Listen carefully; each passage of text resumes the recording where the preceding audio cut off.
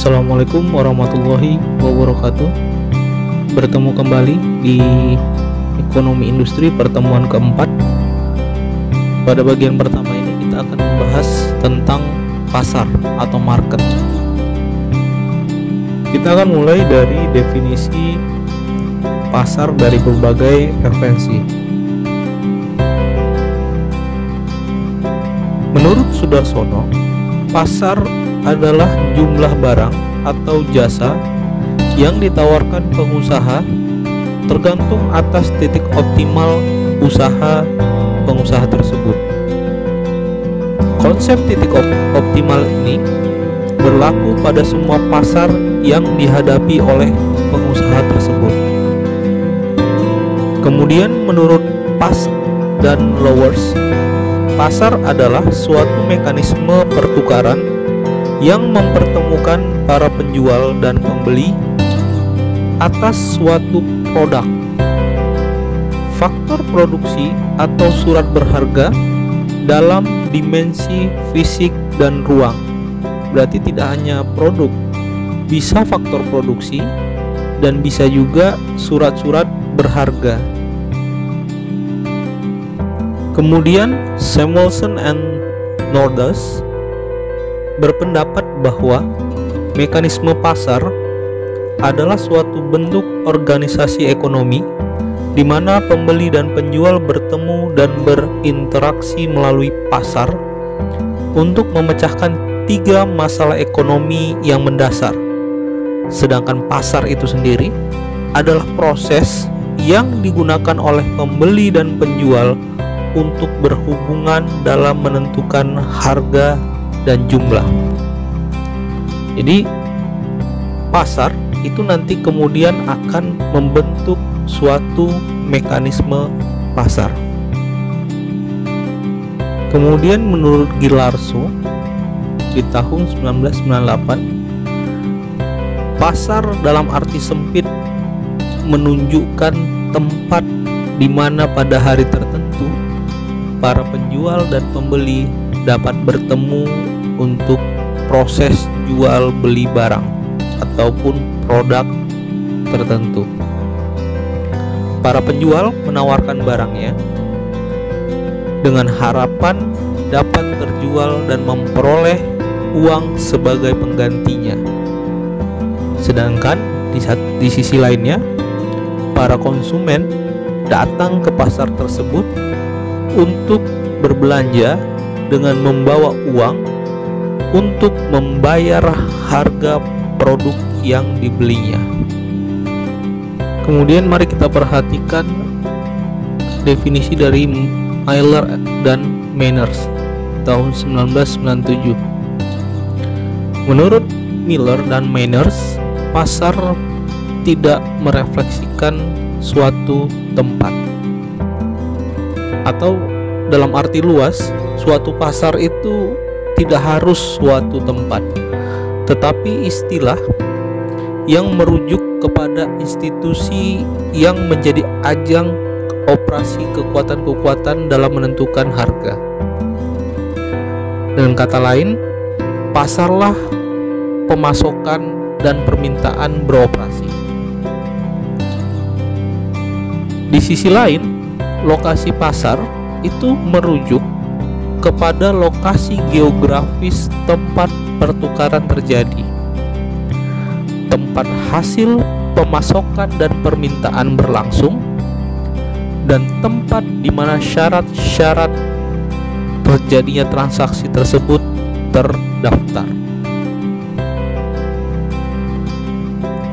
Oleh karena itu, pasar diharuskan memiliki mekanisme atau kita sebut dengan mekanisme pasar yang merujuk pada jaringan informasi dalam dan antar pasar atau lokasi pasar. Misalnya begini, mekanisme pasar memungkinkan individu-individu di dalam pasar tersebut saling berhubungan satu sama lain, baik itu mengenai harga ataupun ketersediaan produk di dalam pasar. Kemudian menurut Millers and Miners juga, kali ini dalam buku yang berjudul Teori Ekonomi Intermediate,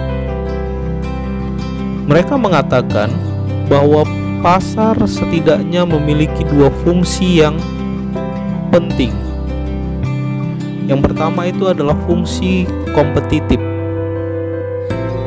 Pasar kompetitif itu menyediakan informasi ataupun pengetahuan yang harus dimiliki oleh konsumen dan produsen dalam rangka memperhitungkan peningkatan penurunan barang-barang langka, atau dalam hal ini sumber daya yang produktif, melalui penyesuaian harga relatif yang mudah dipahami. Harga relatif di sini mengacu kepada bagaimana barang tersebut diproduksi, dan relatif ini juga bisa berarti ada perspektif yang dilihat oleh produsen ataupun konsumen di dalam pasar tersebut. Fungsi kedua yang tidak kalah penting menurut Miller dan Miners adalah fungsi motivasi. Pasar berfungsi memotivasi konsumen dan produsen untuk bereaksi atau memberi tanggapan secara layak informasi tersebut dengan memberi imbalan yang lebih baik, baik itu berupa upah, keuntungan, atau utilitas kepada produsen dan konsumen yang memang lebih baik reaksinya. Artinya, ada beberapa produsen, ada beberapa konsumen yang saling berinteraksi. Kecepatan reaksi ini yang menentukan besar laba atau keuntungan atau upah atau benefit lain yang diterima akibat interaksi tersebut. Kemudian mari kita lihat terminologi dari McCartney dan Perrault. Pasar adalah sekelompok pedagang potensial dengan kebutuhan yang serupa dan penjual yang menawarkan berbagai produk, yaitu dengan cara memenuhi kebutuhan yang ada di pasar tersebut. Berdasarkan terminologi tersebut, kemudian McCartney dan Perrault membagi pasar menjadi 4 bagian besar. Yang pertama adalah pasar atas jenis produk. Pasar ini menguraikan barang dan jasa yang diinginkan oleh pelanggan berdasarkan jenis-jenis produknya. Pasar kedua adalah pasar atas kebutuhan pelanggan, mengacu kepada kebutuhan yang akan dipenuhi oleh produk yang ada pada pasar tersebut. Pada tingkat paling dasar, jenis produk biasanya menyediakan maslahat fungsional atau functional benefit seperti pertumbuhan, perlindungan, peringatan, penghangatan, pengangkutan, dan sebagainya. Ingat, functional benefit. Pasar yang ketiga adalah pasar atas jenis pelanggannya atau berdasarkan customer type. Pasar ini mengacu pada konsumen atau pemakai akhir dari suatu jenis produk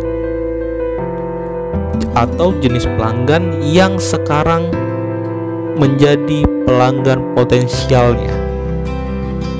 Kemudian jenis pasar yang keempat adalah pasar atas daerah atau geographic area, merupakan tempat perusahaan bersaing atau berencana untuk bersaing memperebutkan pelanggan berdasarkan areanya atau daerah di mana terjadinya persaingan tersebut. Maka kita akan sejalan dengan kesimpulan yang dibuat oleh Windu Putra di dalam bukunya Ekonomi Industri, yang menyatakan bahwa pasar merupakan suatu mata rantai yang menghubungkan antara produsen dan konsumen, di mana pada proses penghubungan tersebut terjadi pertemuan antara penjual dan pembeli, antara dunia usaha dengan masyarakat selaku konsumen. Pasar memainkan peranan yang sangat penting di dalam perekonomian modern, karena harga-harga terbentuknya itu di pasar. Walaupun saat ini terminologi pasar ini menjadi sangat besar, pasar tidak hanya sebagai bentuk fisik saja, melainkan bisa berbentuk virtual. Walaupun tetap terjadi korelasi di mana pada pasar virtual pun kunci utamanya adalah pertemuan penjual dan pembeli, walaupun dengan barang ataupun produk yang bisa berbagai bentuk. Contohnya dewasa ini, pasar modal. Pasar modal merupakan pasar virtual yang tidak bisa kita rasakan dengan fisik, tetapi terjadi pertemuan antara penjual dengan pembeli. Penjual di sini adalah pemilik modal dan pembelinya adalah investor yang ingin memiliki modal di dalam suatu organisasi. Pernyataan kita tadi sebenarnya sesuai dengan definisi dari Ghilarzo terhadap pasar dalam arti yang lebih luas. Pada awal-awal slide, Ghilarzo mendefinisikan pasar dalam arti yang sempit.